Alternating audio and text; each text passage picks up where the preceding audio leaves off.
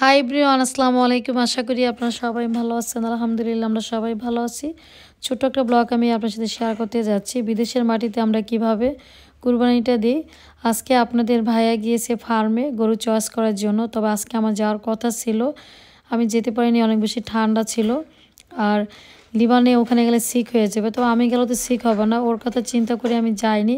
তবে আমার যাওয়ার অনেক বেশি শখ ছিল। আমি আমার হাজব্যান্ডকে বলেছিলাম যে আমি গরুর ফার্মে কখনই আমি যাইনি, আমি কিন্তু এবার যাব। আমার হাজব্যান্ড বলেছিল ঠিক আছে যাবা, কোনো প্রবলেম নেই। তবে আজকে এত ঠান্ডা পড়েছে, ঠান্ডার কারণে আমি যেতে পারলাম না। আমাদের এখানে নিয়ম হচ্ছে গরুটা চয়েস করার পরে কিছু টাকা অ্যাডভান্স করতে হয়, করার পরে ওরা একটা নাম্বার দিয়ে দেয়। দেখতেই পাচ্ছেন প্রত্যেকটা গরুর সাথে কিন্তু নাম্বার আছে। বাংলাদেশে কি করে, গরু কেনার পর যার যার বাড়িতে গরুটা নিয়ে যায়, কিন্তু আমাদের এখানে কেউ বাড়িতে গরু খাসি বেড়া আনার নিয়ম নেই, এটাই ফার্মেতেই থাকবে। তবে আজকে আমাদের গরুর ওয়েট ছিল 1700 পাউন্ড ছিল।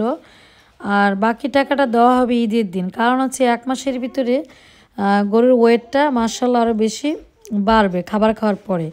তখন আবার কুরবানি দেওয়ার আগে গরুটা কী করবে, আবার ওয়েটে দিবে। ওয়েটে দেওয়ার পরে আমরা যে 7 জন মিলে যে কুরবানিটা দিই, 7 জনে মিলে হচ্ছে টাকাটা দিব, দেওয়ার পরে হচ্ছে গরুটা আমরা কুরবানি দিব। এখানে যে নিয়মটা আমি এটি আপনাদেরকে বললাম। আর আমি যদি খাসি দিই বা ভেড়া দিই, যেটিই দিই ফার্মেতেই কিন্তু এগুলো থাকবে, কোনোটাই হচ্ছে আমি বাড়িতে নিতে পারবো না। আমার সিটি সিস্টেমটা আমি আপনার সাথে শেয়ার করলাম, বাট অন্য সিটি সিস্টেম কেমন সেটা আমি জানি না। আর ফার্মেতে যে আমি যেতে পারিনি, এতে আমার একটু খারাপ লাগতেছে না, কারণ আপনাদের ভাই আমার জন্য ভিডিও করে এনেছে। ভিডিও দেখার পর তো আমার এত ভালো লাগতেছে। ওকে আমি বলেছিলাম যে আর একটু বেশি করে ভিডিও করে আনতা। ও বলে বেশি যদি আমি ভিডিও করি গরু নাকি বলে দৌড় দিয়ে চলে আসবে ওর কাছে। আমার এই কথা শোনার পর আমি হাসতে হাসতে মানে কি বলবো, ওকে আমি বলি যে বাংলাদেশে তো গরুর হাটে গরু ছুটে চলে যায় দৌড় মেরে, তো এখানে কি এরকম? পরে ভিডিওতে দেখি এখানেও তো এরকম না, আপনারা তো সবাই দেখতেছেন গরুগুলা কিভাবে আসে। ও আমাকে এটা ফান করে বলেছে। আর আপনাদের ভাইয়া তো মানে ভিডিও তো করতে চায় না। এখানে অনেক বাঙালি আরও ভাইরা ছিল, গরু চয়েস করতে গেছে, এই জন্য নাকি ও বেশি একটা মানে ভিডিও করতে ও শাই ফিল করে। আমাকে তো অনেক আপুরা বলে যে আপনি আরেকটু ভালো করে কেন ভিডিওটা করেন না। এখন আমার ভিডিও আমার হাজব্যান্ড আমার ছেলে কেউ করে দেয় না।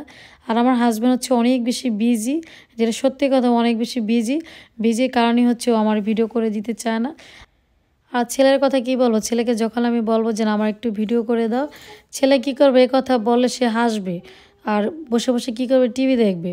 বলবে যে না আম্মু আমি এখন ভিডিও করে দিব না, তোমাকে আমি পড়ে দিব, এই কথাই বলবে। তো আমি তো ওর সাথে বসে থাকি না, আমি যা পারি তাই আমি আপনার সাথে শেয়ার করি।